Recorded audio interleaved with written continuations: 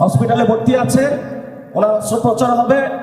আমরা ইফতারের আগ মুহূর্তে আল্লাহ তাআলার কাছে দোয়া করি যাতে আল্লাহ তাআলা তাকে সুস্থতা এবং নেক হায়াত দারাজ করুক, যাতে উনি বাংলাদেশের মানুষের খেদমত করতে পারে।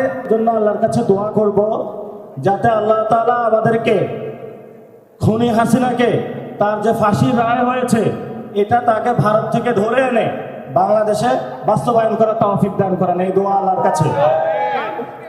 সেটা হলো আমাদের অনেক সহযোদ্ধা শহীদ হয়েছেন, আপনার ভাই, আপনার বোন, কারো হাজবেন্ড, কারো হলো সন্তান।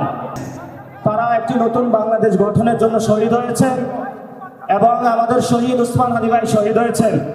আল্লাহ তাআলা 47, 71, 90, 24 এবং শহীদ ওসমান হাদি ভাই সহ যারা বাংলাদেশের সার্বভৌমত্ব শাপলা যারা শহীদ হয়েছেন ইসলামের জন্য, তাদের সবাইকে আল্লাহ তাআলা জান্নাতের উচ্চ মাকাম স্থান দান করুন।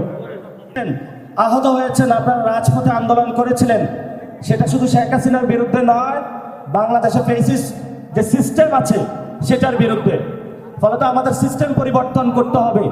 যেই সিস্টেম চাঁদাবাজিকে প্রশ্রয় দেয়, সন্ত্রাসীকে প্রশ্রয় দেয়, দুর্নীতিকে প্রশ্রয় দেয়, কাউকে খুব রাজা বা রানী বানায় দেয়, বাংলাদেশের জনগণ থেকে অনেক উপরে উঠায় দেয়, তখন তারা বলে আল্লাহর নিচে জমিনের উপরে নাকি সে ছাড়া আর কেউ নাই।